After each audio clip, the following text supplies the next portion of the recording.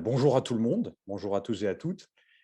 Je vous souhaite la bienvenue à cette table ronde qui est organisée par le CRIDAC, c'est-à-dire par le Centre de recherche interdisciplinaire sur la diversité et la démocratie. Je suis Paul May, j'enseigne au département de sciences politiques de l'UQAM et aujourd'hui je suis très heureux de présider une discussion qui s'annonce fort intéressante puisque Magdalena Debinska, qui enseigne la science politique à l'Université de Montréal, va nous présenter son dernier livre qui s'intitule « La fabrique des États de facto, ni guerre ni paix ».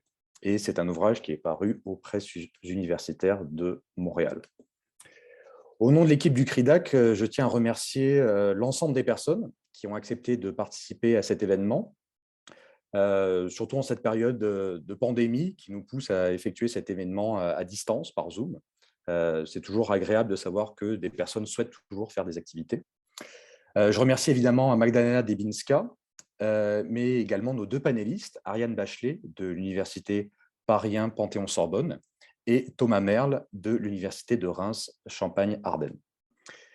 Je tiens aussi à saluer le travail des organisatrices de l'événement qui se sont occupées de la dimension technique et logistique de cette table ronde, à savoir Camille Ranger et Véronique Pronovo. Bien sûr, sans Camille et Véronique, il aurait été difficile d'organiser cet événement et je tiens à saluer leur travail qu'elles ont effectué depuis plusieurs semaines autour de l'organisation de cet événement. Et puis, bien sûr, je remercie aussi l'ensemble des personnes qui se sont connectées pour écouter les échanges et pour participer à cette table ronde. Alors, je vais dire un mot sur la manière dont cet événement va se dérouler. Magdalena va ouvrir le bal. Elle va présenter son ouvrage pendant environ 10 minutes. Ensuite, Ariane et Thomas vont prendre la parole, donc chacun à leur tour, là aussi pendant environ 10 minutes, pour effectuer des commentaires et probablement pour poser des questions à Magdalena également. Ensuite, une période de discussion va suivre. Cette période de discussion va durer une vingtaine de minutes environ. Magdalena va prendre le temps de répondre aux commentaires des panélistes, de Ariane et de Thomas, donc qui pourront rebondir à leur tour. Donc, ça va engendrer une discussion, évidemment. Et puis, finalement, on tient à réserver du temps à la fin de cette table ronde, pendant une bonne demi-heure, pour les échanges avec la salle, donc pour les échanges avec les personnes qui se sont connectées aujourd'hui. Si bien que le moment venu, on attendra cette troisième partie de la table ronde, le moment venu, j'inviterai les personnes qui souhaitent poser des questions à lever la main virtuellement. Il y a une petite main jaune que l'on peut activer sur Zoom qui permet de manifester sa présence et de poser une question. Et on vous donnera la parole donc à la fin, après les échanges et la présentation du livre et les discussions. Donc pour résumer brièvement, une présentation des trois panélistes, un échange entre Magdalena, Ariane et Thomas, et puis ensuite une discussion avec la salle. Alors, avant de laisser la parole à Magdalena Debinska, je vais dire quelques mots sur son parcours, sur ses intérêts de recherche et également sur nos deux panélistes. Magdalena Debinska, comme vous le savez sûrement, est professeure titulaire au département de sciences politiques de l'Université de Montréal. Elle est également directrice académique du CERIUM, à savoir du Centre d'études et de recherche internationale de l'Université de Montréal. Elle est spécialiste de politique comparée. Alors, d'une manière générale, ces recherches portent sur le nationalisme, sur les politiques et les conflits ethniques, et sur la construction des États et des nations dans deux aires géographiques distinctes, à savoir l'Eurasie et l'Europe centrale. Alors, pour être un petit peu plus précis, elle s'est intéressée aux États de facto, d'où le titre de son dernier ouvrage, État de facto de l'Abkhazie, qui est situé en Géorgie, et de la Transnistrie, qui est située en Moldavie. Elle s'intéresse également aux politiques des États parents envers leurs minorités externes, comme par exemple les Polonais en Lituanie, en Bélarus et en Ukraine. Et elle s'intéresse également aux relations entre l'Europe et la Russie, ce qui est un sujet brûlant d'actualité, comme vous le savez sûrement.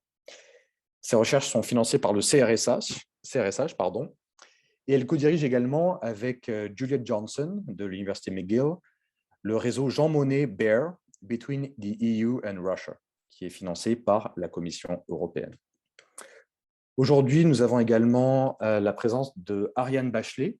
Ariane Bachelet est doctorante en géographie politique à l'Université Paris 1 Panthéon-Sorbonne.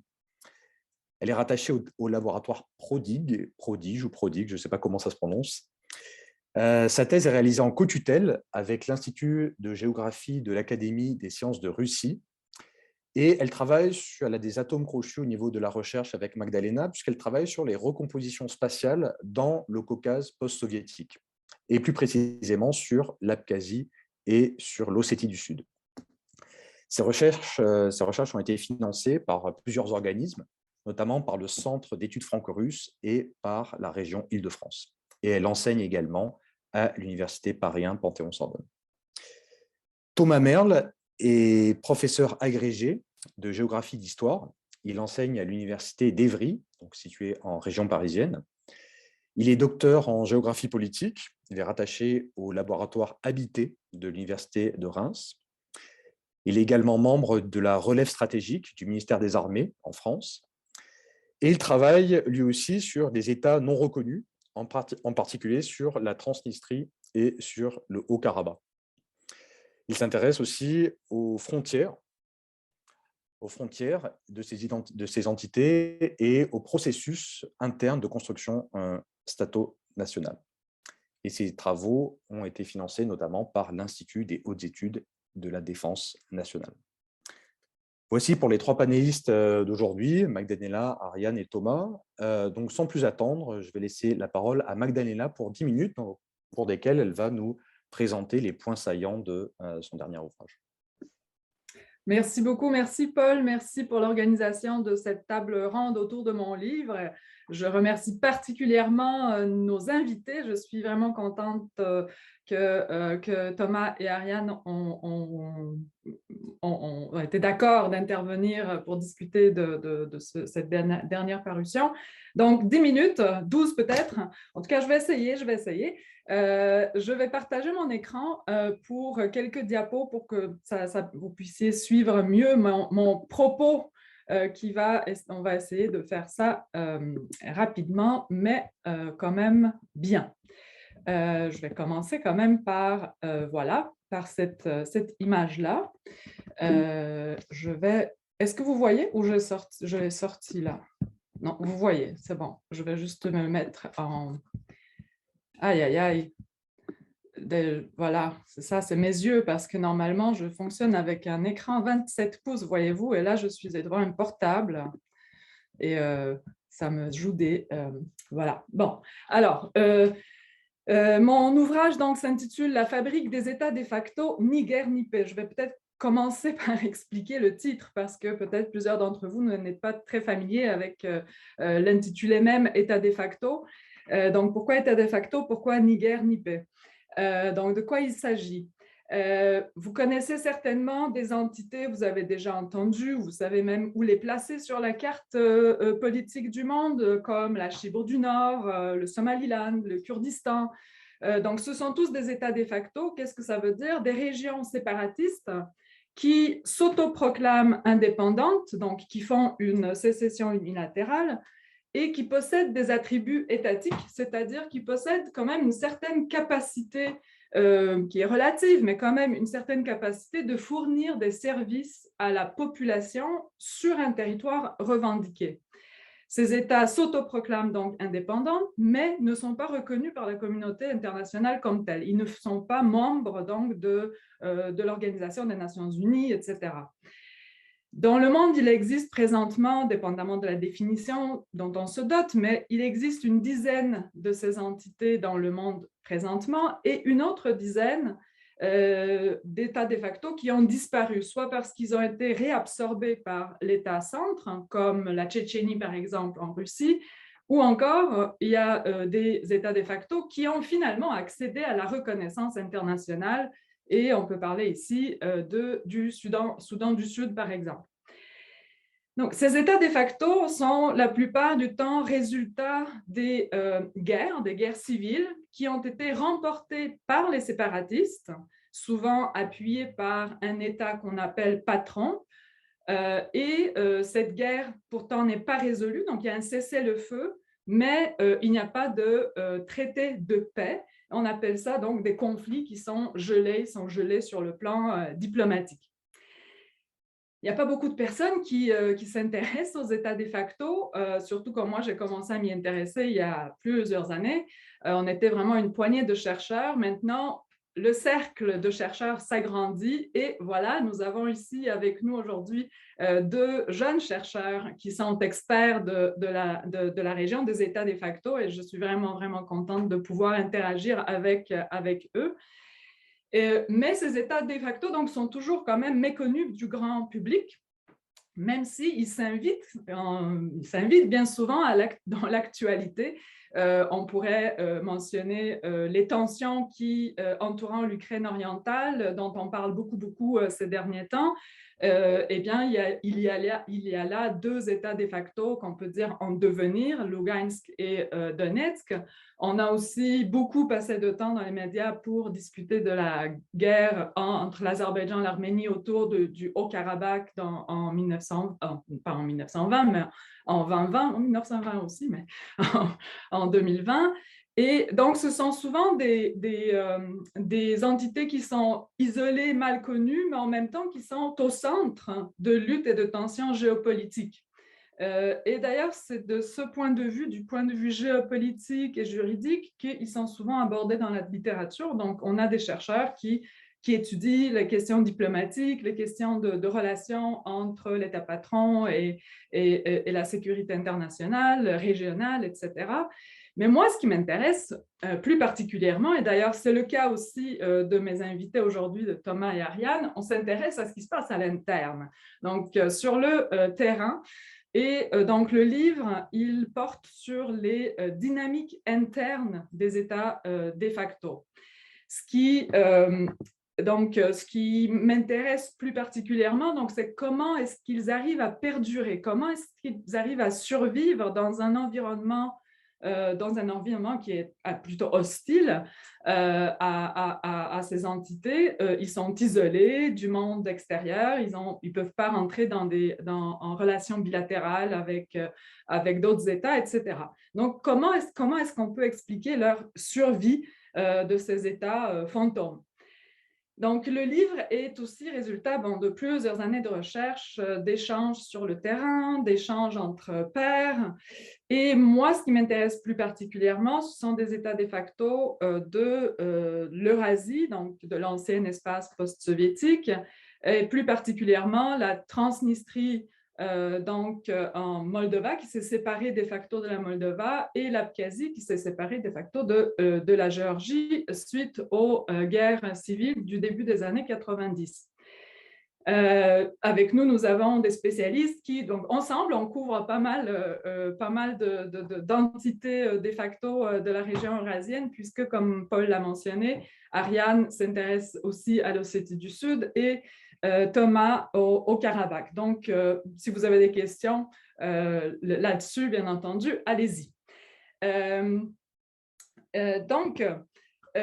propos, mon argument principal, c'est que, au-delà des conjonctures géopolitiques, l'édification des fonctions étatiques par les autorités de facto contribue à leur pérennisation. Donc, suite au démantèlement de l'URSS et au conflit armé, des processus qui font objet donc, du premier chapitre du livre, les autorités de facto s'emploient à développer une certaine capacité économique et institutionnelle ainsi qu'une identité collective afin de gagner le support, le soutien populaire, soit la légitimité interne, dont elles se servent par la suite pour justifier la reconnaissance internationale, soit la légitimité externe.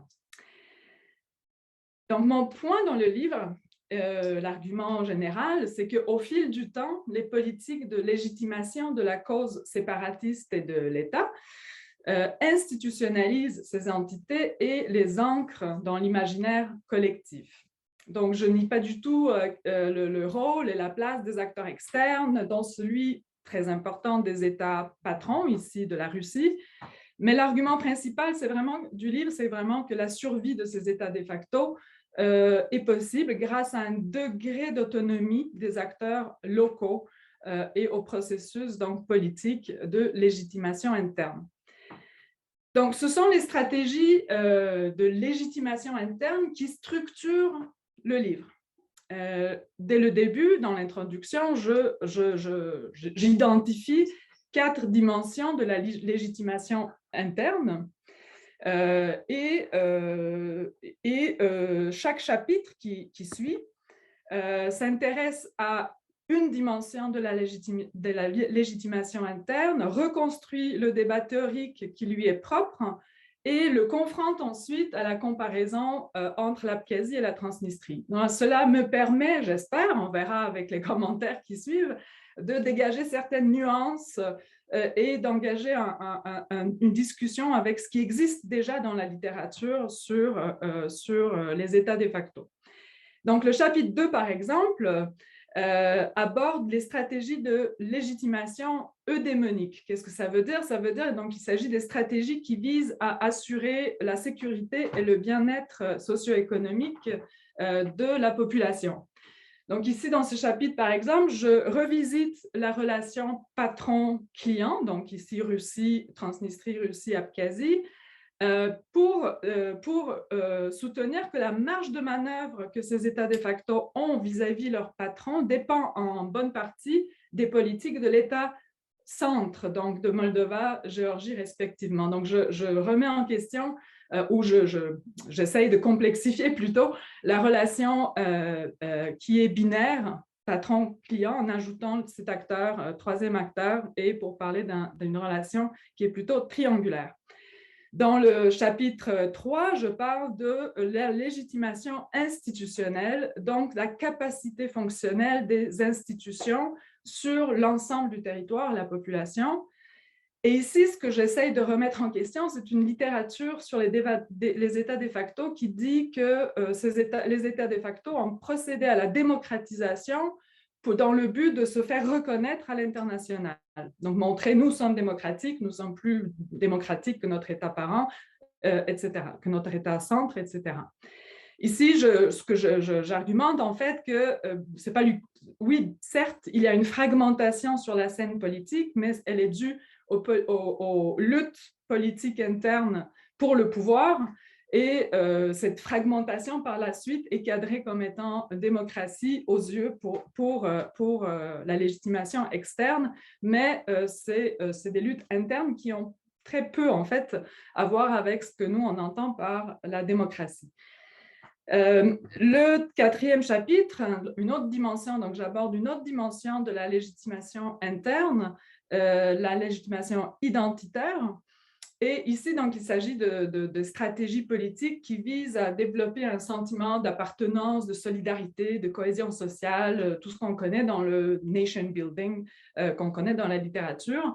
Donc ici, ce que je montre, en fait, c'est comment dans un contexte des États de facto qui sont ethniquement hétérogènes, ce qui est le cas de la Transnistrie et de l'Abkhazie, on procède à la légitimation de la cause séparatiste et comment on légitime finalement l'autodétermination des peuples pour gagner la reconnaissance internationale.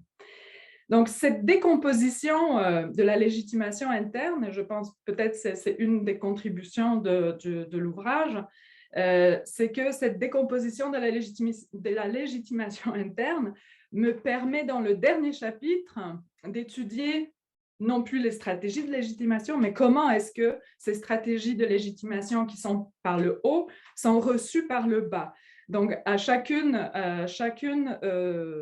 des politiques démoniques, institutionnelles, identitaires, je veux voir qu'en est-il au niveau sociétal. Donc, est-ce que ces États-là sont légitimes et s'ils sont légitimes, sur quelle dimension ils le sont, ils ne le sont pas et à quel point.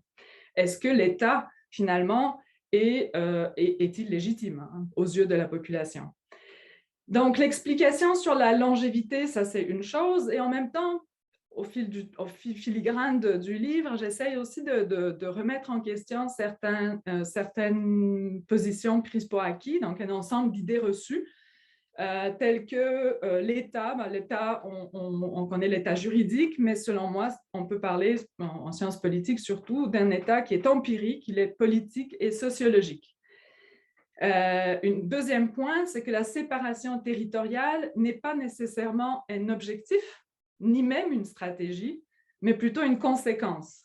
Et ça, c'est dans mon premier chapitre que j'essaye d'y revenir pour montrer comment les événements contingents finalement ont mené à cette revendication d'indépendance. Ils ne sont pas non plus nécessairement ethniques à l'origine, donc je démontre plutôt qu'ils sont politisés, ethnicisés au cours des luttes justement internes pour le partage de pouvoir, etc. Ils ne sont pas gelés, ils sont dynamiques. Donc, en regardant un peu comment les États de facto s'adaptent au cours du temps avec différentes politiques internes, je montre comment ils sont dynamiques malgré le gel du conflit.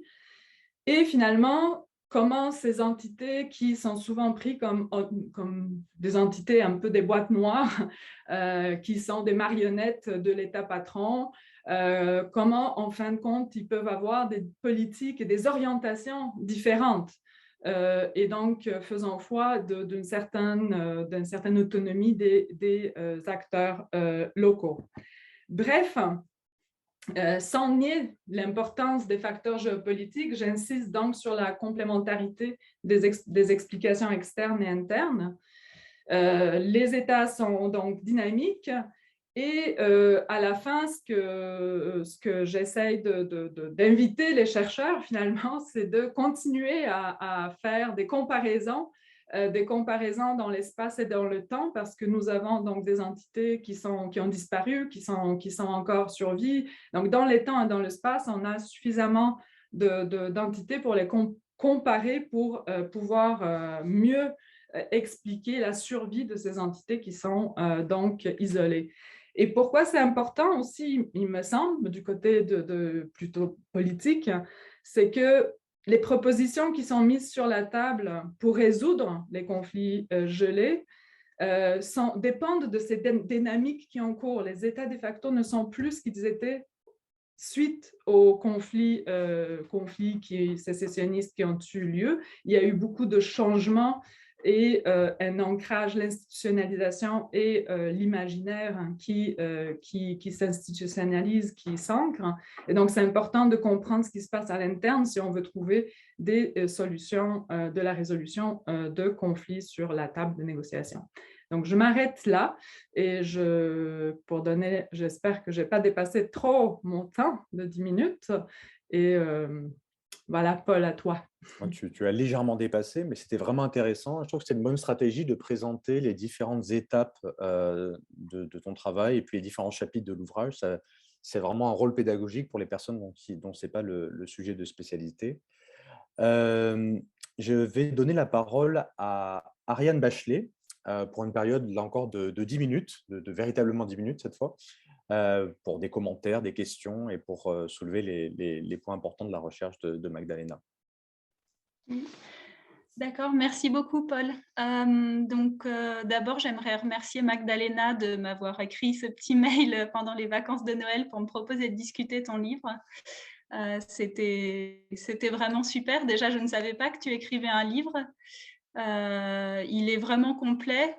Ça fait longtemps que je n'ai pas vu un livre en français écrit là-dessus aussi, donc c'était vraiment super. Et tu rentres vraiment dans les détails des choses, des points que moi-même j'aborde dans ma thèse en ce moment puisque je suis en train de l'écrire. Donc, c'est très intéressant et je peux comparer avec plein de sources que je peux consulter. Je voulais remercier aussi Camille, Thomas, Paul, et puis tous ceux qui sont au séminaire. Je vais peut-être aller assez rapidement dans mes commentaires pour laisser plus de temps pour la discussion. Déjà, je voulais dire que comme Magdalena, beaucoup de ses conclusions, de son aspect critique, je partage aussi l'idée que la réintégration n'est pas du tout à l'agenda des populations ni pour les États de facto, que ce n'est pas une option qui est envisagée pour le moment. J'aime beaucoup aussi le terme que tu emploies de l'endurance, parce que je trouve que c'est vraiment ça. Ils tiennent, c'est ce qu'ils essayent de faire. On peut analyser leur longévité, se poser cette question-là. Je trouve que c'est très intéressant. J'aurais quelques petites questions. Juste pour savoir, tu parles des changements frontaliers de la Transnistrie en 2006 à la page 84. Je n'ai pas réussi à trouver ce à quoi tu faisais allusion, si tu pouvais expliquer rapidement. Ensuite, bon, ça c'est un détail. Page 133, tu dis que le pouvoir a été transmis pacifiquement à la suite des élections. Tu le démontres bien à travers différents exemples, mais tu parles aussi de cet exemple très récent donc, en Abkhazie en 2019, quand le leader Bjania a été empoisonné, puis ensuite il est revenu, les élections ont été réorganisées. Est-ce que tu ne penses pas que ça contredit un peu cette idée de passer le pouvoir pacifiquement, puisqu'il y a eu des gros mouvements d'opposition? Et d'ailleurs, même là, en décembre, en Abkhazie, il y a eu des forts mouvements d'opposition politique. Donc, qu'est-ce que tu en penses? Éventuellement, je voulais savoir aussi comment tu as choisi le terme eudémonique, parce que je trouvais que c'était un terme assez intéressant et original, et je ne l'avais jamais rencontré sur les études sur les états de facto avant. Et ensuite, je voulais développer 2 petits points pour savoir avoir ton avis là-dessus. Donc, tu écris que selon David Zacconi, les problèmes de sécurité extérieure ayant été réglés, Sukhumi peut se concentrer sur le renforcement des institutions de l'État de facto et la protection sociale. Donc cette idée qu'une fois qu'en 2008, la Russie est intervenue et qu'elle a sécurisé les frontières extérieures, qu'elle a apporté une stabilité par sa présence militaire, alors dans ce cas-là, l'État de facto peut commencer à s'occuper de ces institutions, du bien-être de sa population, de renforcer ses structures internes. Donc, ce n'est pas ton idée, hein, c'est l'idée de ce David Zacconi. Je trouvais que de mon point de vue, il fait un lien de cause à effet, alors que moi, je me demandais si ce n'était pas peut-être des phénomènes concomitants. C'est-à-dire que j'ai l'impression que déjà avant 2008, l'État de facto et l'Abkhazie en particulier avaient commencé à renforcer ses institutions, mais qu'elle ne pouvait pas le faire par manque d'argent. Et en 2008, non seulement la Russie apporte son armée, mais elle investit aussi beaucoup en Abkhazie et dans les autres territoires, mais surtout en Abkhazie et en Ossétie du Sud, ce qui permet de renforcer leurs institutions. Et d'autant plus qu'elle signe un accord, un traité d'amitié, de coopération, qui permet d'encadrer juridiquement un investissement qui est aussi juridique, qui sert aussi de conseil. Il développe aussi beaucoup les instituts de sondage. Enfin, l'aide est vraiment globale. Donc, je voulais savoir ce que tu pensais de ça, puisque je n'avais pas lu la source. Et rapidement, un deuxième point que je trouvais intéressant. Bon, il y en a beaucoup qui sont très intéressants, hein, mais j'ai essayé d'en définir que 2. Donc, c'est vers la page 127, tu écris « La qualité des institutions politiques et les processus de démocratisation dans les États de facto sont désormais au cœur des débats. » Tu expliques que pour certains auteurs, la relation entre la non-reconnaissance, c'est-à-dire le fait que les États de facto ne sont pas reconnus, pour certains auteurs, c'est un avantage et ça permettrait une meilleure démocratisation. Tu expliques que pour d'autres auteurs, la démocratisation des États de facto, elle permet de régler des conflits internes et d'établir l'autorité politique sur le territoire revendiqué.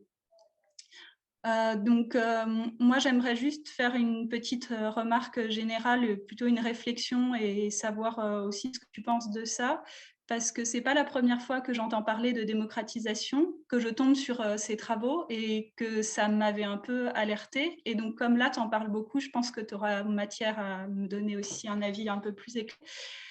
Bien sûr, je ne parle pas du fait que tu étudies les fonctionnements institutionnels et politiques qui sont ça je trouve, c'est très intéressant.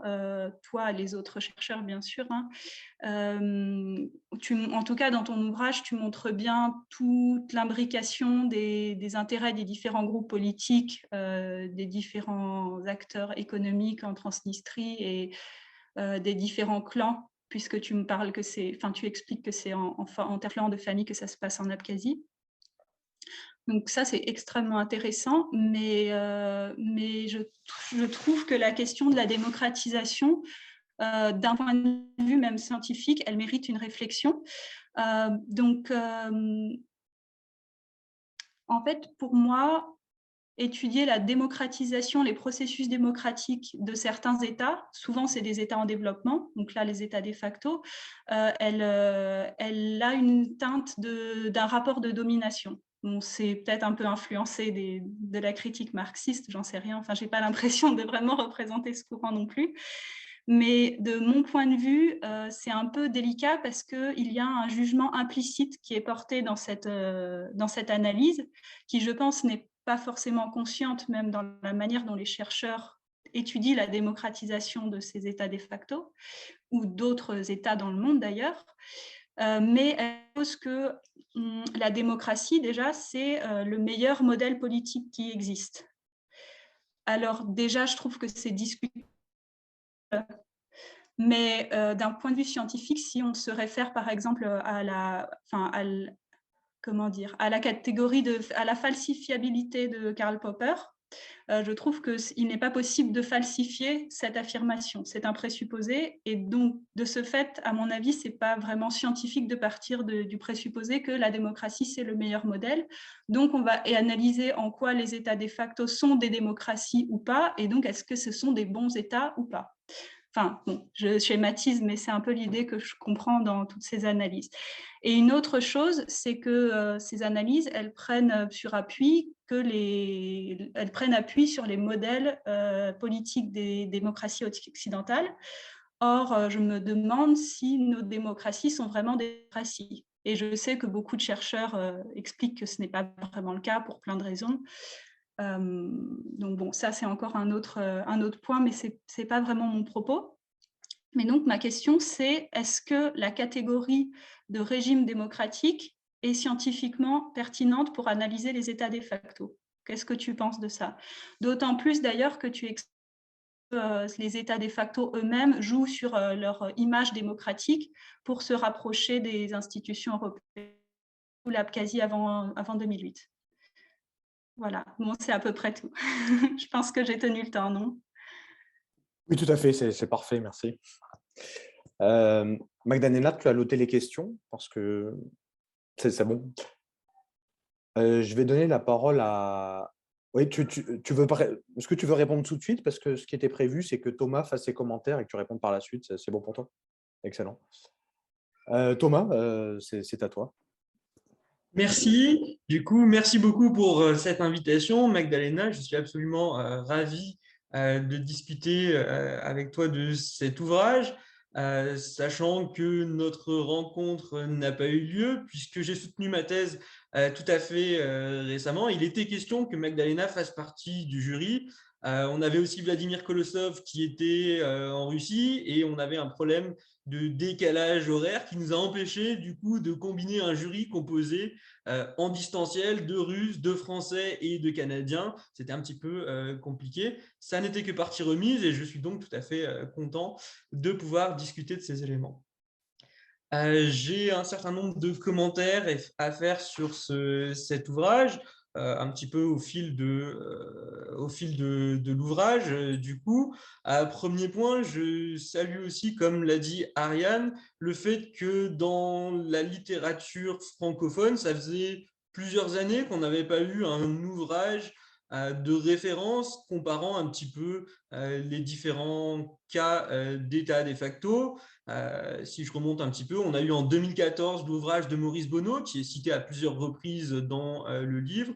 Et puis, on avait aussi Xavier Folbourg en 2012 sur les cas post-soviétiques. Mais il n'y a pas tant de choses que ça dans la littérature française, francophone. Et donc, c'était un ouvrage tout à fait intéressant sur ce plan-là.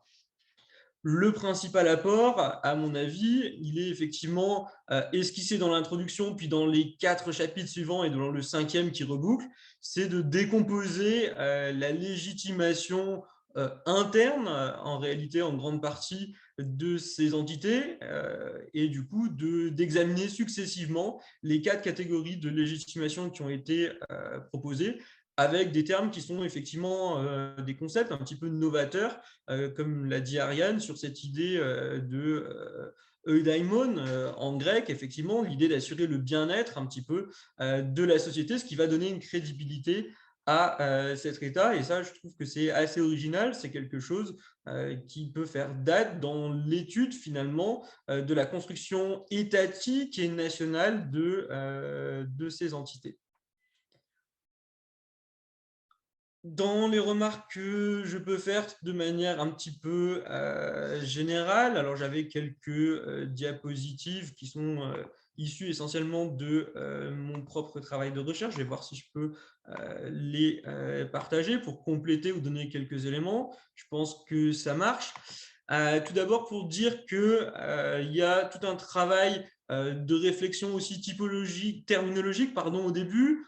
J'en avais fait un tableau aussi, mais cette appellation d'état de facto qui est celle qui s'est imposée, mais il y a plein d'autres termes et qui sont notamment explicités pour certains par à-état, quasi-état dans l'ouvrage. Ça montre que la terminologie hésite, mais c'est bien celle d'état de facto qui est reprise ici, qui s'est un petit peu imposée. Autre élément, j'avais fait un petit tableau dans ma thèse sur l'analyse un petit peu comparée avec les principaux chercheurs qui ont travaillé sur 2 cas et lesquels, sur 3 cas, sur 4 cas, ou sur une perspective globale. Alors, il n'y avait pas encore cet ouvrage quand j'ai fait au mois d'août mon tableau, mais du coup, il irait parfaitement s'inscrire dans les 2 cas, Abkhazie et Transnistrie, aux côtés d'autres travaux qui ont cette logique un petit peu comparée, dont on voit avec les dates qu'elle a considérablement émergé dans les années 2010, même s'il y avait déjà quelques travaux dans les années 2000. Et il y a là, évidemment, toute une possibilité pour poursuivre le travail. Dans mes questions et remarques aussi, sur la page 18, je pense qu'on pourrait signaler le paradoxe de la définition de l'État selon la Convention de Montevideo, qui constitue ce qu'on appelle une tautologie, en termes logiques, puisqu'elle définit l'État par une entité qui est reconnue par les États. C'est-à-dire qu'elle définit un objet par lui-même dans la définition. Et du coup, on peut répondre à ceux qui disent que l'État doit être reconnu, dimension dont Magdalena, finalement, tu t'extrais largement en disant l'État, finalement, il a une dimension empirique et pas seulement juridique. On pourrait aussi leur rétorquer que le premier État n'a jamais pu exister puisqu'il n'a jamais pu avoir premier État, puisque dans sa définition, il aurait dû être reconnu par les autres qui, par définition, n'existent pas. Donc là, on a une définition juridique qui fait la preuve de ses limites et qui oblige à revenir à une perspective un petit peu par le terrain, géographique, sociologique, et c'est ce que fait l'ouvrage.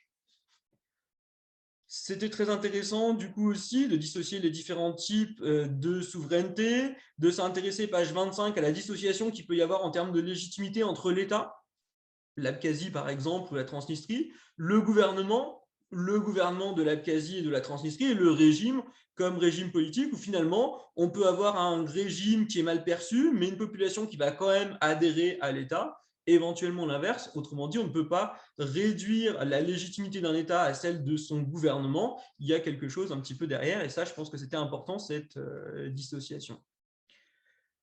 Dans les éléments qu'on pourrait, à mon avis, améliorer, je pense que certaines cartes pourraient être améliorées, mais j'ai vu que du coup, il y a eu aussi une perte de lisibilité qui est liée au passage en noir et blanc. Par exemple, je m'interrogeais sur les couleurs de certaines cartes qui présentaient les états de facto globalement, où on avait du blanc, du gris et du noir. Et en réalité, en couleur, on a des couleurs différentes et tout de suite, la carte en couleur est beaucoup plus lisible. C'est malheureusement lié à une contrainte d'impression, mais du coup, il y a peut-être un moyen d'améliorer ces éléments-là.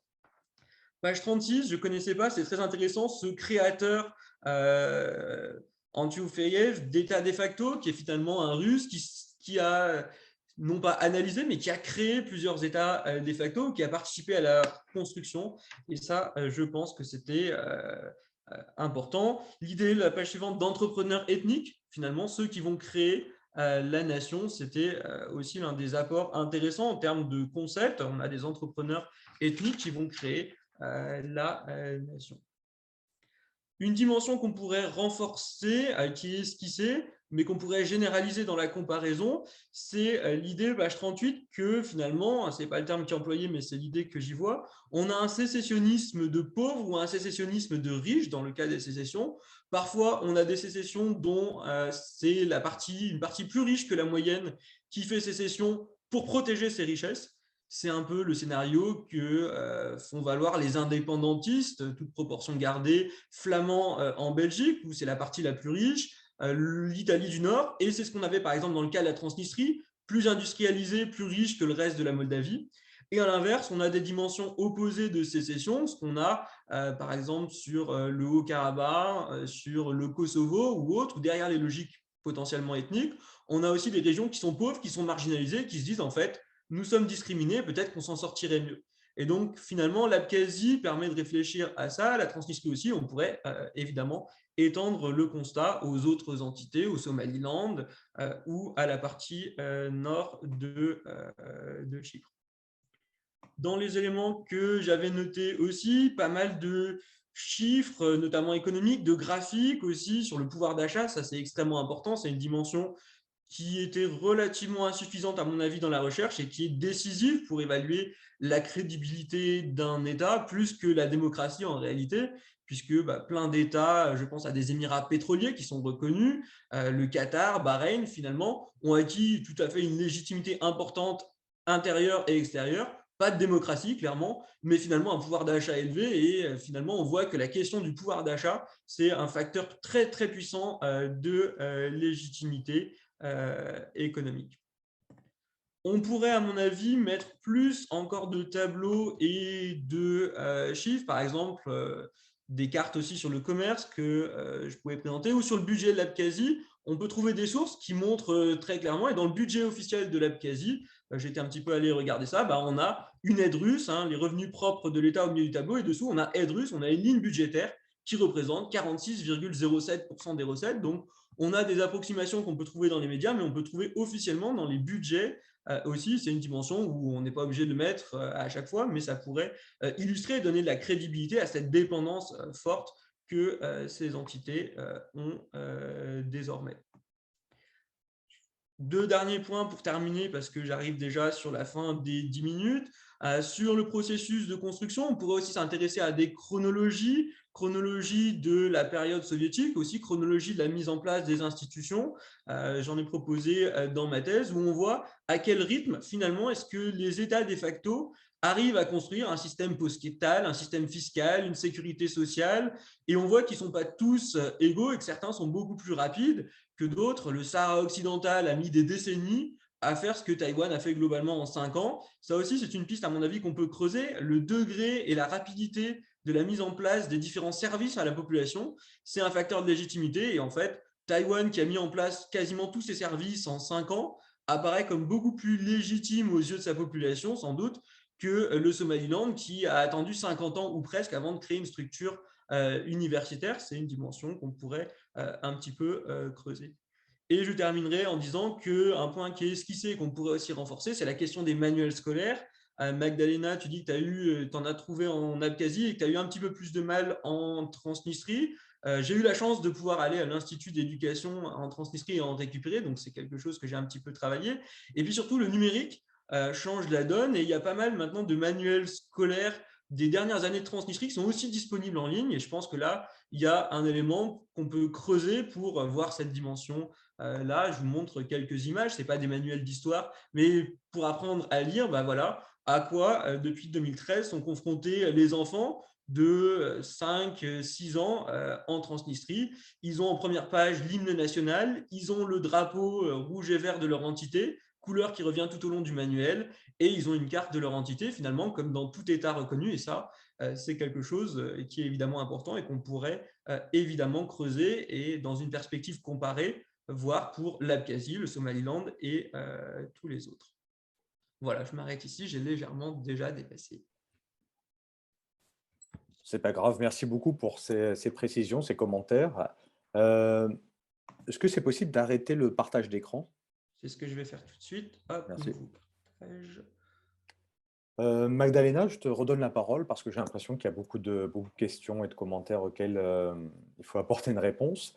Il est 13h18 exactement. Est-ce que c'est possible de s'arrêter à 13h35, on va dire, 13h30, 13h35? Oui, parfait. Donc, je vais Essayez essayer de- d'aller, parce qu'il y a là, merci beaucoup Ariane et Thomas pour votre Ouais. lecture très détaillée de mon livre et j'en suis ravie, vraiment je suis ravie. Thomas, c'était un rendez-vous manqué, on l'a maintenant, mais c'est votre thèse maintenant que je dois lire et intégrer dans mes futurs travaux. Même chose pour vous Ariane. Donc, je vais répondre rapidement. Il y a beaucoup de pistes de réflexion pour renforcer ou creuser davantage. Thomas, tu m'as présenté, c'est sûr que les manuels scolaires, c'est mon... En fait, c'est ce qui m'a amené sur le terrain des états de facto, je dois dire. J'ai commencé à m'intéresser aux manuels scolaires d'histoire au Chypre turc. Et la différence avec Chypre grec, c'était vraiment mon dada à ce moment-là. Donc, c'est quelque chose qui m'intéresse beaucoup et je vais certainement creuser davantage, même si j'en parle, j'en parle dans le chapitre sur la légitimation interne, sur la façon justement de reconstruction des mythes historiques, etc., qui se trouvent dans les manuels scolaires, dans l'historiographie, mais aussi dans l'espace symbolique public qui entoure, qui est là, qui est créé par les États de facto. Mais tout ça, je pense que c'est vraiment pertinent, puis il faut y aller davantage. Plus de chiffres, oui, plus de cartes, j'aurais adoré. Alors, les cartes, c'est un autre de mes dadas, j'adore les cartes, mais je n'ai pas les habilités qu'il faut pour les faire moi-même et c'est très difficile d'avoir quelqu'un qui va le faire, sinon c'est les droits d'auteur, etc. Donc j'ai fait avec les moyens du bord, mais effectivement, on y perd aussi en noir et blanc. Et il y a aussi la question pour les chiffres, par exemple. Cet ouvrage, il se veut accessible au grand public aussi. Donc, peut-être mon public cible est d'un côté des chercheurs et justement les chercheurs francophones, les étudiants francophones pour les intéresser davantage à étudier ces régions-là, mais aussi grand public. Donc, l'accessibilité fait en sorte aussi que, par exemple, il n'y a pas de note de bas de page. Imaginez-vous, il n'y a pas de note de bas de page dans mon ouvrage. J'ai réussi. Et donc, plus de chiffres, etc., ça peut perdre le lecteur aussi. Donc, il y a comme aussi un arbitrage que j'ai fait avec les presses de l'Université de Montréal aussi, pour rendre l'ouvrage le plus accessible. Donc, on y perd quelque chose, mais on y gagne quelque chose. Bon. Donc, merci beaucoup pour ces remarques. Je vais aller à des questions concrètes et surtout quelques commentaires pour plus de fond. Malheureusement, la légitimité et légitimation hégémonique, je ne peux pas la revendiquer. Ce n'est pas moi qui ai inventé le terme, même si c'est la première fois que c'est utilisé effectivement pour la question des états de facto, mais c'est un terme que j'ai trouvé, et j'ai vraiment trouvé aussi intéressant et intriguant, de Leslie Holmes, que je réfère à elle d'ailleurs, dans un ouvrage de 2016 où elle a un chapitre et elle parle de la légitimité eudémonique. Donc, je reprends ce terme de elle. Et en fait, c'est sur la légitimation des États post-soviétiques en Eurasie. Et ce qui est intéressant dans l'ouvrage, et je vais revenir là-dessus, que la légitimation qu'on associe très souvent au régime démocratique, en fin de compte, il y a les régimes autoritaires, hybrides, etc., font appel aux stratégies de légitimation. Donc, c'est pour ça, en fait, j'ai trouvé le fil conducteur de la légitimation me permettait de ne pas qualifier d'emblée le régime qui en sort. Parce que le régime peut être légitime, même s'il n'est pas démocratique. La légitimation du régime, c'est une stratégie, ce sont des politiques, des stratégies qui sont prises au sérieux tant dans les démocraties que dans les régimes autoritaires. Et c'est pour ça que je trouve ça intéressant pour ne pas qualifier d'emblée le régime. Et ça m'amène à cette question, Ariane, sur la démocratie, la pertinence d'utiliser ce concept qui est utilisé de façon normative et de façon à évaluer les États où ils en sont par rapport à un idéal que nous avons etc. Alors, il y a peut-être quelque chose que j'ai manqué dans ce chapitre-là parce qu'il me... Même si on est en sciences politiques, donc je parle de cette littérature qui parle de démocratisation, démocratie versus régime hybride, autoritaire, etc. Donc, je m'adresse à cette littérature tout en évitant, il me semble, c'était ça mon but, donc là, peut-être ce n'était pas très clair, éviter la normativité, je fais attention de mettre démocratisation dans les états de facto toujours entre guillemets, et je préfère parler du pluralisme plutôt que de démocratisation. Parce que justement, c'est chargé, la démocratisation, c'est chargé, alors que je montre que oui, il y a un pluralisme, mais il n'a rien à voir avec ce qu'on s'imagine dans la démocratie libérale, etc. C'est des luttes internes qui résultent en un pluralisme, parce que qui résultent dans des élections où il y a différents partis, il y a différents acteurs qui font une campagne électorale, etc. En Abkhazie, il y a un pluralisme au sein de la société, parce que il y a des débats autour des différentes positions politiques de l'Abkhazie. Donc, il y a un pluralisme, certes, mais bon, hein, donc j'évite, parce que justement la démocratie pour moi, et c'est ce que dans la première partie plus théorique, je parle de la démocratie comme un concept essentiellement contesté, il y a plein d'adjectifs, etc. Et je reviens à la légitimation. Donc, la légitimation du régime, c'est ça qui m'intéresse le plus. Et c'est, en fait, je remets en question ce que la littérature dit sur les démocratisations dans les états de facto. D'un côté, parce que je remets en cause la démocratie de la chose, et je remets en cause que ce n'est pas pour se faire légitimer à l'externe qu'ils le font, mais c'est une lutte interne pour le pouvoir. Donc, il me semble que on est sur la même longueur d'onde, mais peut-être il y a des choses à clarifier que peut-être j'ai perdu un peu. Et donc, ça a quelque chose dans la deuxième édition, n'est-ce pas? S'il y en aura une, je pourrais retravailler ces parties-là pour être bien clair où j'en suis. Et ça m'amène à la question de est-ce qu'on peut parler d'élections qui sont pacifiques, surtout à partir de 2014, 2019 maintenant en Abkhazie. Et je pense que tu as tout à fait raison que ça, c'est une autre chose peut-être à nuancer, que je le mentionne au début du chapitre, mais au fur et à mesure que le chapitre se développe, là, je commence à parler de démocratie de rallye, de démocratie de populace, en reprenant des termes d'autres chercheurs, parce que voilà, les gens sortent dans la rue puis remettent en question des élections qui ont été truquées, trinquées, en tout cas. Pas trinquées, c'est sûr, mais truquées.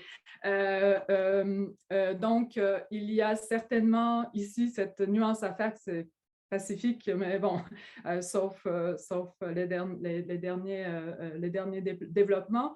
Mais encore une fois, le point dans le chapitre, c'est ce pluralisme sociétal et l'accaparement, le fait que certains groupes se sont accaparés des institutions, et il y a une lutte entre deux groupes en particulier qui luttent pour le pouvoir, mais au niveau sociétal, il y a ce pluralisme-là, ce qui n'est pas le cas de la Transnistrie. Donc, merci pour ce commentaire. Ça va me permettre de raffiner peut-être et encore une fois, maintenant c'est noir sur blanc publié, donc on ne peut plus rien faire, mais il y a peut-être c'est ça, de faire quelque chose pour ressortir mon point davantage. Lorsque la question sur, donc ça se fait, la frontière, le changement de frontière en 2006 en Transnistrie, en fait, ce n'est pas un changement de frontière, mais à la frontière, si je peux dire, c'est la mission de l'Union européenne d'assistance à la surveillance des frontières de Moldova et de l'Ukraine. Donc, en fait, lorsque l'Union européenne, à la fin de 2005, s'est impliquée dans le contrôle de la frontière entre l'Ukraine et la Moldova, donc de facto la frontière entre l'Ukraine et la Transnistrie, qui est devenue moins poreuse pour le commerce illicite de la Transnistrie. Et à ce moment-là, il y a une genre de fermeture de la frontière pour les entrepreneurs, les entreprises, les produits de la Transnistrie.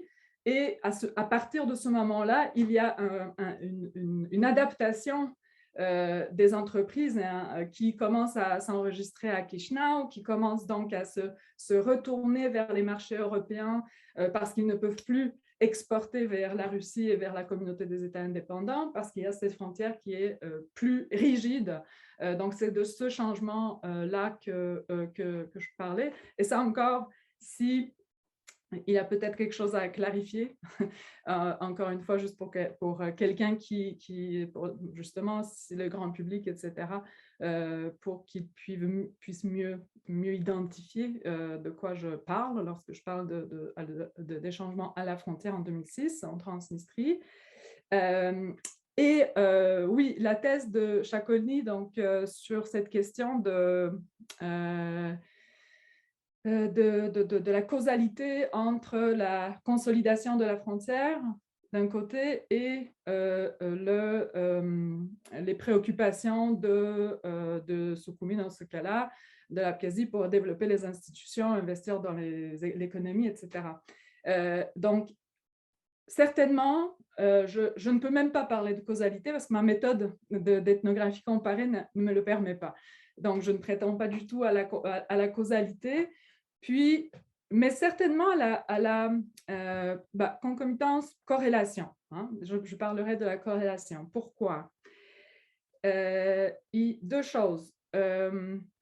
Mes répondants identifiaient 2008, donc la fermeture de ce contrôle de la frontière avec un retournement de politique interne pour la sécurité et l'économie, le bien-être socio-économique de la population. Donc, les répondants le faisaient ce lien de causalité. Ça ne veut pas dire que moi, comme chercheur, je dois le prendre comme un lien de causalité, bien entendu. Mais il y a un deuxième élément peut-être que pour moi est important. En étant moi en sciences politiques, je parle du développement du pouvoir infrastructurel de l'État. Et le pouvoir infrastructurel de l'État, ça veut dire la capacité de l'État, du centre, de s'étendre du point de vue institutionnel et décisionnel sur la totalité du territoire et la totalité de la population.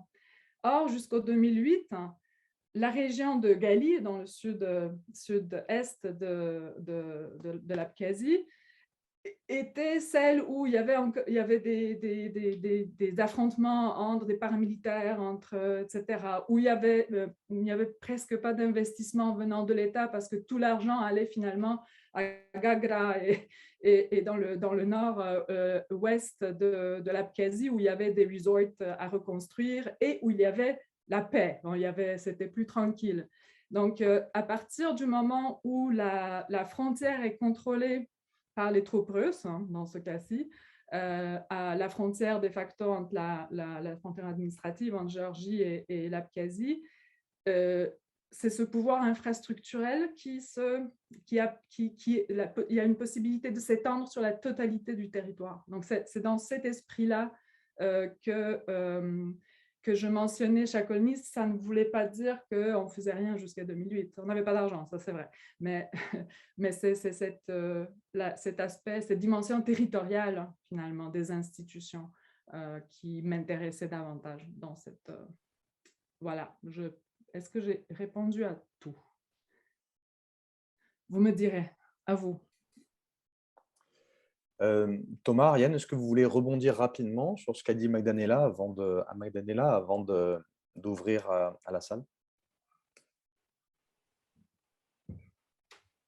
Non, merci beaucoup. C'était très, très intéressant. Ouais. Et juste une petite... Et très convaincant. Oui. Oui, et je pense que peut-être j'ai un peu mal compris ou je suis allée peut-être un peu trop vite sur l'histoire de la démocratisation. C'était une réflexion plus générale. Ouais. Je n'ai pas bien entendu ce que tu as dit, c'était exactement ça. Je ne l'ai pas senti dans ton livre, mais comme tu mentionnais ces choses-là, je me suis dit que c'était peut-être intéressant d'en parler. Mais donc, tu as vraiment répondu à ma question, donc c'était super. Merci beaucoup. Moi non plus, j'ai pas d'autres remarques, hein. Effectivement, c'est un ouvrage qui arrive à faire une synthèse et quand on fait une synthèse, forcément, on peut pas tout voir, tout dire, sinon la synthèse finit par faire 2000 pages si on met effectivement tous les chiffres, toutes les cartes, toutes les chronologies et tous les éléments. Il faut évidemment faire des choix et à ce compte-là, le livre est quand même une très bonne synthèse qui est tout à fait accessible et qui montre finalement la construction interne et en disant qu'il n'y a pas que des logiques ethniques comme on l'a souvent dit, ou en disant globalement, les États de facto sont quand même analysés pendant longtemps, ont été analysés pendant longtemps comme aux mains de leur État protecteur et donc de simples marionnettes, et ce n'est pas le cas. Et deuxième cliché contre lequel le livre s'élève aussi, en disant ce n'est pas une opposition prioritairement ou uniquement ethnique, on a l'ethnie qui se construit finalement après, on a parfois l'État de facto qui précède la construction nationale. Et ça, c'est quand même aussi des éléments essentiels qui sont développés dans l'ouvrage et qui sont importants à diffuser auprès du grand public qui s'intéresse à ces questions. Très bien. Alors à présent, je vais inviter les participants. Donc, nous sommes 22 participants et participantes. Je vais inviter les personnes qui souhaitent poser des questions, intervenir ou faire des commentaires à se manifester en levant la petite main jaune. Donc, c'est sur le bouton réaction en bas de votre écran. Il y a une petite main jaune ou un pouce jaune qui permet de se manifester pour intervenir. Je vais prendre les questions dans l'ordre. On a une première question de Pierre Sénécal. Merci. Ma question concerne la Transnistrie. Récemment, je pense en 2020, la Moldavie a élu une présidente roumanophone pro-européenne, Maia Sandu, à la République le 23 décembre 2020. Est-ce que l'Union européenne pourrait avoir une influence, par exemple, si elle admettait la Moldavie au sein de l'Union européenne et améliorait son niveau de vie, ébranler les velléités séparatistes de la Transnistrie? Quelles sont leurs tendances démographiques? Parce que je sais que la Moldavie déjà est un État pauvre qui est en déclin démographique. Je peux dire qu'il y a un exode rural, puis aussi même un exode de la jeunesse.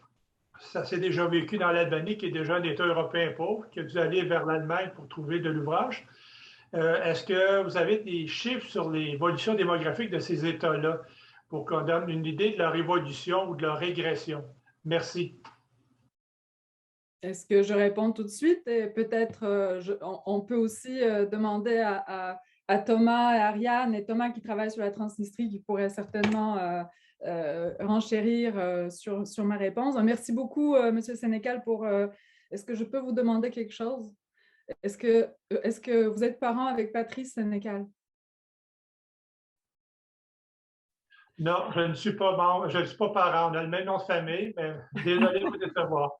Ah non, parce que Patrice Sénégal avait un très, très grand rôle dans l'ouvrage parce que c'était mon premier correcteur du français. Donc, il a vraiment revu, nettoyé mon ouvrage des anglicismes, polonicismes et toutes sortes d'affaires.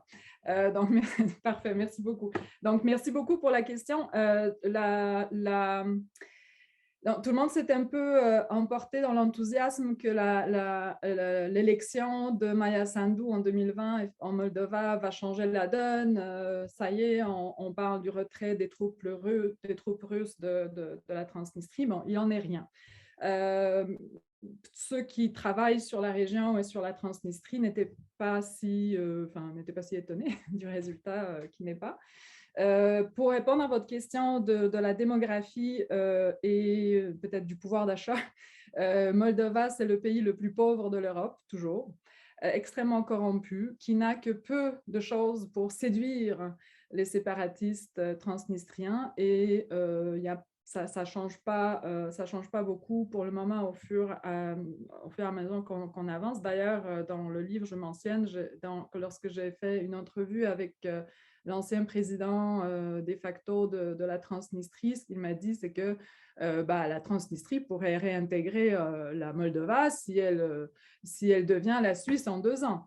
Voilà, donc, donc le pragmatisme certainement est là. Mais depuis, mon propos dans le livre, c'est que ça fait 30 ans que la Transnistrie est de facto séparée de la Moldova. Il y a plusieurs générations qui ont vécu, ont été socialisées dans ces fameux manuels scolaires que Thomas nous a présentés aussi.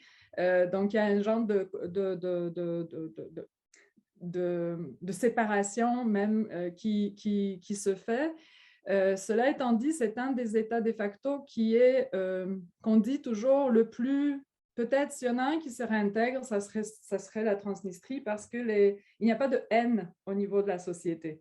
Il n'y a pas de haine entre les Moldaves et les Transnistriens. Il y a les familles qui vivent qui ont un pied à Chișinău, un pied à Tiraspol, et qui transitent beaucoup la frontière administrative. Cela étant dit, dans le livre, une de mes conclusions, c'est que la population transnistrienne considère légitime la séparation.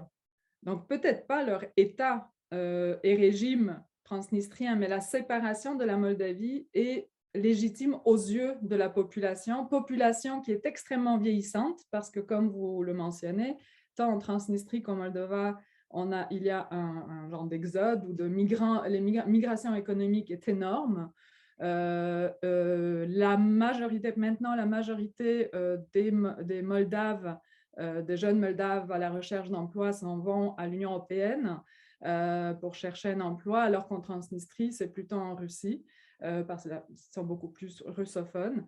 Et une autre, une autre donnée qui me fait dire que la réintégration est peu plausible, c'est la légitimité identitaire. Donc, les Transnistriens sont très tournés vers le Russki Mir, vers le monde russe et russophone. La seule chose, c'est que Moldova elle-même, elle est divisée du point de vue identitaire. Elle est divisée entre... il y a beaucoup de personnes qui, même si on a élu maintenant Maia Sandu, il y a une population qui est divisée sur la question schématique ou dichotomique que je veux dire, pro-russe, pro-Russie, pro-Europe. Donc ça, il faut aussi tenir en ligne de compte. Puis dernière chose que je vais mentionner, puis peut-être Thomas voudra renchérir, c'est que en fait, la Transnistrie, ou en tout cas les gens au pouvoir en Transnistrie, s'accommodent très bien du statu quo. Pour eux, la réintégration est pas vraiment nécessaire parce qu'ils profitent de la zone de libre-échange approfondi avec l'Union européenne, parce que les accords de 2015 entre Moldova et l'Union européenne, les accords d'association et ensuite la zone de libre-échange approfondi, englobent la Transnistrie. Donc, la Transnistrie fait partie de ces accords-là, puisque l'Union européenne et Moldova ne reconnaissent pas la Transnistrie comme un État indépendant. Et la business transnistrienne s'en réjouit finalement, parce que les marchés européens, on y exporte beaucoup. On exporte des produits qui dont la production coûte moins cher parce que le gaz de la Russie est gratuit, parce qu'il passe, en tout cas, c'est toute une manigance là, qui est faite par rapport au gaz que j'explique dans le livre. Mais donc, les industries lourdes, parce que ce sont des industries très énergivores, reçoivent du gaz de la Russie, et les produits sont ensuite exportés vers l'Union européenne. C'est une bonne affaire. Thomas, est-ce que tu veux ajouter quelque chose ou clarifier quelque chose que je peux Pas grand-chose, parce que l'essentiel est dit. Alors, en plus, il y avait plusieurs questions en une, finalement. Sur la démographie, la Moldavie, c'est un État qui a quelques millions d'habitants, 3-4 millions d'habitants, mais une grande partie des Moldaves vivent à l'étranger. C'est effectivement le pays le plus pauvre d'Europe, et je préciserais même plus pauvre que les pays du Caucase, quand on prend l'Europe au sens large, et plus pauvre que le Kosovo, État lui-même pas toujours reconnu, qui a été dévasté par une guerre, alors qu'en Moldavie, Transnistrie, le conflit n'avait pas été de la même ampleur. Donc, la Moldavie ne fait pas rêver. Sur la question de Maya Sandu, qui est élue aussi sur un programme à la fois pro-européen, mais ça, c'est arrivé régulièrement au cours de la Moldavie et anti-corruption, bah, évidemment, elle se heurte au système en place et elle va avoir du mal à réformer l'État. Il y avait eu un scandale, c'était en 2015. Le président de Moldavie avait disparu. On s'est rendu compte qu'il manquait l'équivalent de 15% du PIB et on ne sait pas trop où il est parti. Donc, c'est un pays extrêmement corrompu et qui n'est pas prêt de devenir sans doute la Suisse d'ici 2 ans. Et voilà, donc ça va être compliqué. Alors après, pour savoir si c'est lui qui aurait le plus de perspectives de réunification, tout dépend des facteurs économiques. Au Somaliland, par exemple, entre les habitants du Somalie et du Somaliland, il n'y a même pas de différence ethnique, il n'y a aucune haine, aucune rancœur non plus. Simplement, c'est que la Somalie, c'est encore pire que la Moldavie. Donc, pour l'instant, c'est ça qui fait la crédibilité du Somaliland. Pareil, entre Taïwan et la Chine, c'est une différence qui est plus idéologique. Mais si la Chine devient vraiment capitaliste, plus riche et qu'elle se démocratise, finalement, Taïwan n'aura pas forcément d'intérêt. Les habitants seront peut-être moins hostiles à une réunification au sein d'une grande Chine capitaliste et démocratique. Là aussi, on n'a pas d'opposition, de haine ethnique, contrairement aux autres cas des États de facto. Voilà, c'était juste les points que je souhaitais ajouter. Alors, nous avons 2 questions dans le chat. Une première question de Scott Simon qui nous dit, je cite, « Je regarde le tableau sur la page 13 indiquant que Taïwan est un État de facto depuis 1971. Pourriez-vous nous dire quelques mots sur la pertinence de votre modèle pour comprendre la situation de Taïwan? Merci. » Ça, c'est une première question donc, de Scott Simon. Et puis, il y a une deuxième question de Jean-Noël Bérubé. Je cite, « La mise en place soudaine de lois discriminatoires par certains pays à l'égard de leurs minorités ethniques, linguistiques et culturelles et des peuples autochtones sur leur territoire est-elle souvent à l'origine de la création d'États de facto ?» Alors, je ne suis pas spécialiste du Taïwan, donc je ne vais peut-être pas m'aventurer trop. La seule chose que j'aimerais effectivement peut-être revenir sur le tableau à la page 13, l'univers des États de facto, qui, avec la note de bas de page qui est là, et avec à chaque fois que je mentionne ce tableau-là à titre indicatif, parce que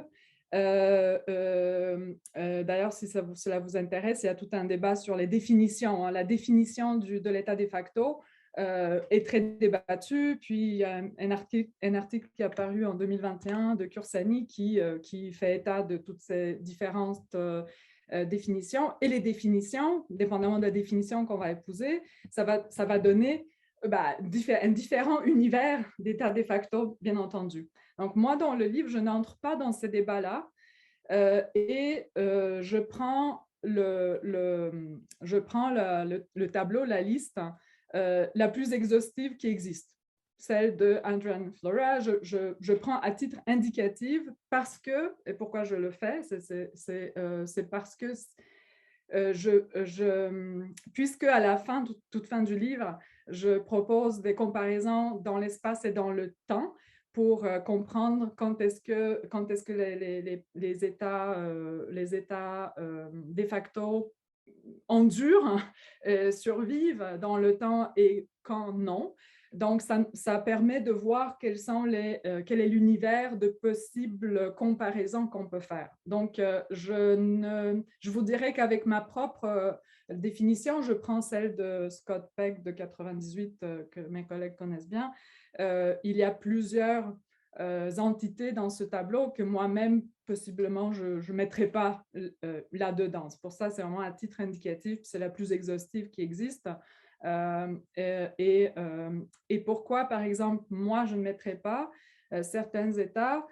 La question de, et là, ça revient à Taïwan, Taïwan ne s'est pas autoproclamé indépendant, il se proclame la République de Chine. Donc, il y a comme une différence quand même avec les États de facto dont moi je parle, qui font cette déclaration, autodéclaration de sécession, d'indépendance. Et qu'est-ce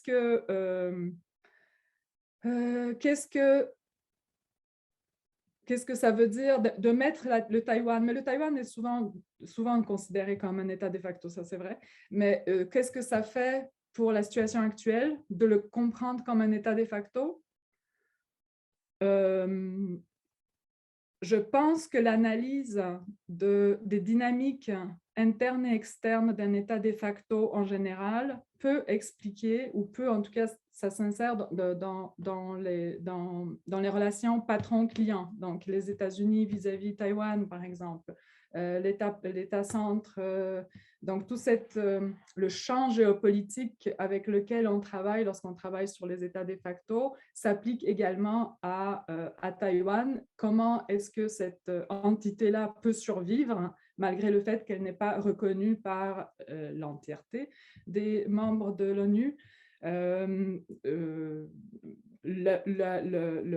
met, cette entité-là, dans l'univers des États de facto. Cela étant dit, encore une fois, il y a une différence entre la Transnistrie qui n'est reconnue par personne et Taïwan, Kosovo, qui sont reconnus qui entretiennent des relations bilatérales avec des États reconnus, etc. Donc, il y a une différence en termes d'isolement versus connectivité, etc. Donc, je ne sais pas si, je pourrais pas me prononcer, je n'aimerais même pas rentrer dans l'analyse du Taïwan parce que j'en suis pas spécialiste, tout simplement. Est-ce que je ne sais pas si je réponds ou je justifie en tout cas ma position. Merci. Ah, et il y avait une autre question. Puis Ariane et Thomas, hein, si vous avez quelque chose à ajouter ou clarifier, hein, allez-y. Hein. Ne me laissez pas toute seule sur la sellette, là. Juste sur Taïwan, c'est quand même un cas à part dans le sens où c'est un cas unique d'un État qui était reconnu comme République de Chine et qui perd sa reconnaissance.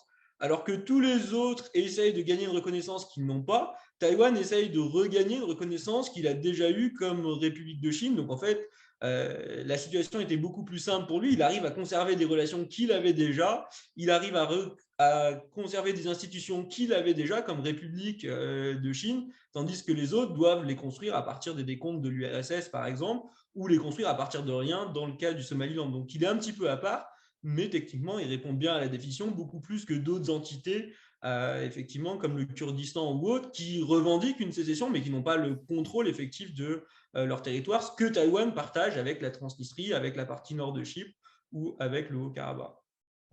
Donc, peut-être pour ajouter, ça dépend de la question de recherche qu'on se pose. Parce que aussi, Taïwan, par exemple, est ethniquement hétérogène, on pourrait peut-être faire des comparaisons sur la question de légitimation identitaire, des choses de ce genre de choses. Donc, ça dépend possiblement aussi, certainement comme toujours en politique comparée, méthode comparative, ça dépend de la question de recherche pour voir sur quelle dimension ces états de facto, dans cet univers-là, lesquels se prête le mieux, se justifie le mieux pour faire une comparaison.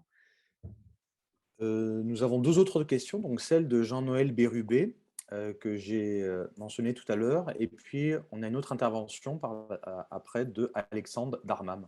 Donc je vais te laisser répondre à la question de Jean-Noël Bérubé qui est dans le chat.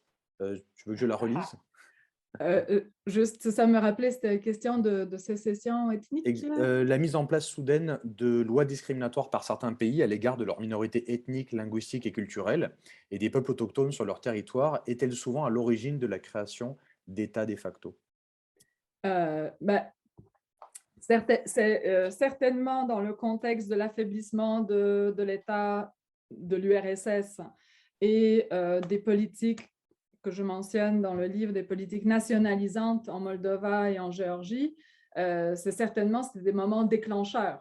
ce sont ce qu'on appelle des opportunités politiques. Donc, il y a certainement un moment déclencheur. Est-ce que c'est la cause principale?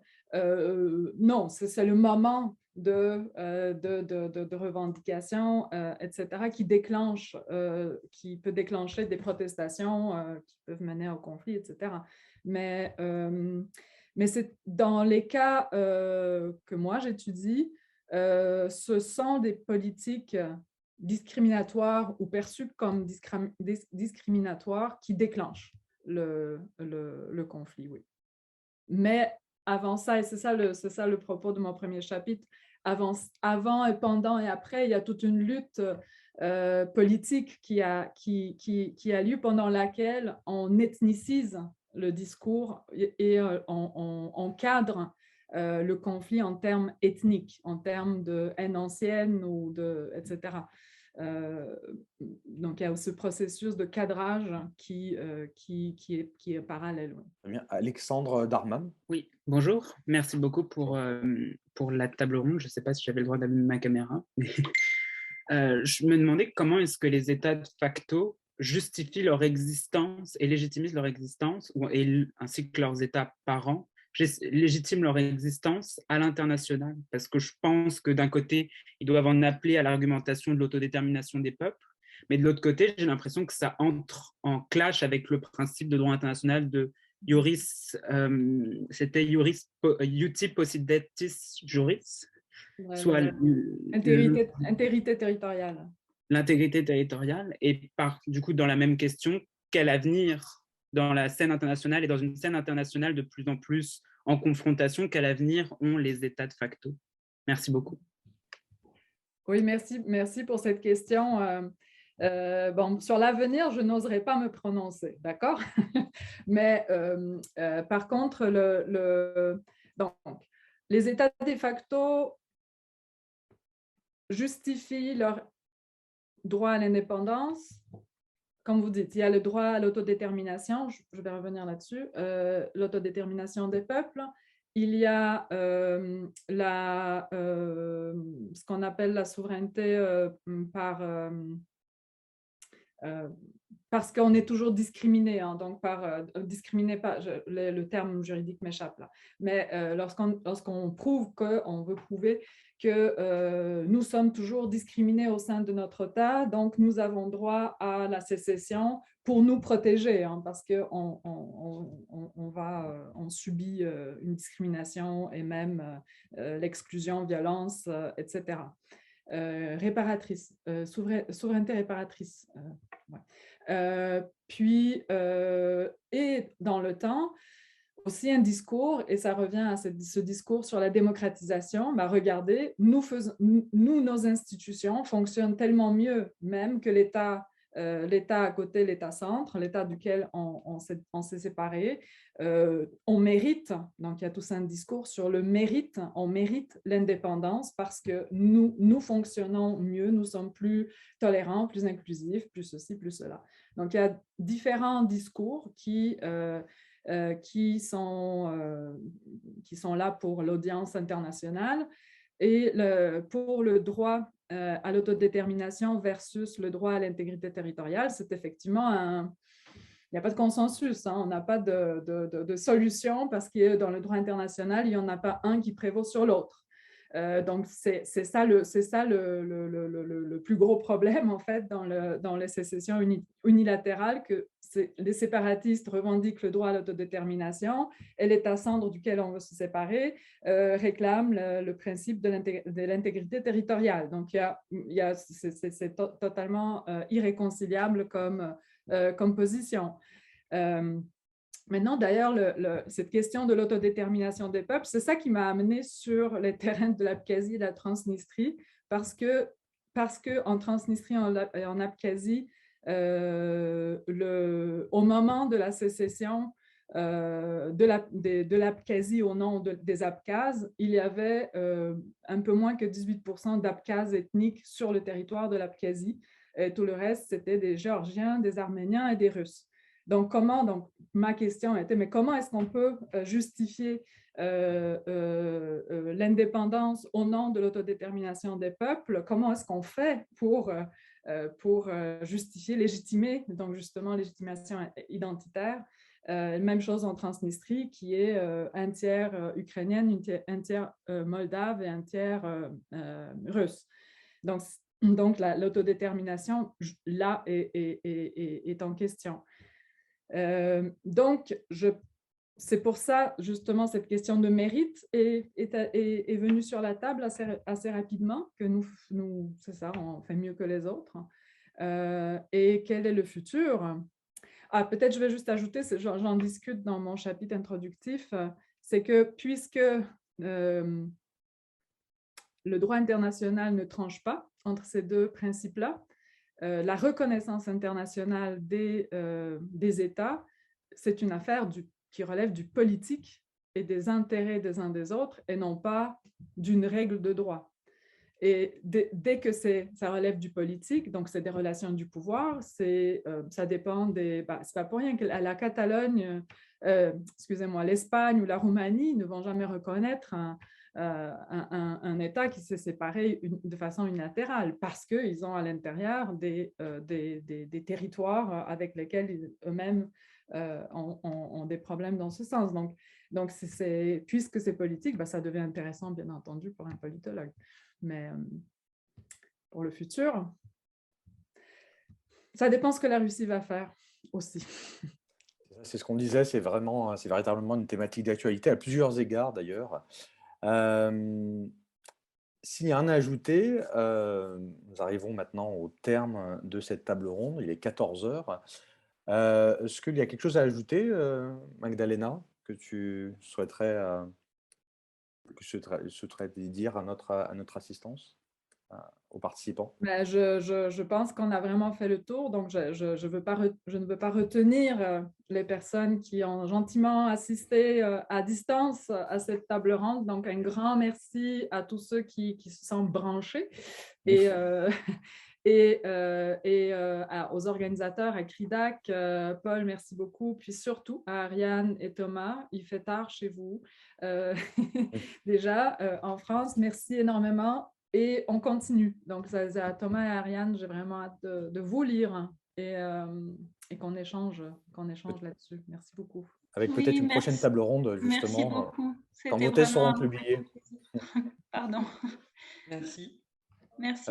Donc, c'est à mon tour de remercier Ariane, Thomas, bien sûr Magdalena, et puis tous les participants, les personnes qui sont connectées. On était quand même plus d'une vingtaine, ce qui est tout à fait honorable pour ce type d'événement à distance.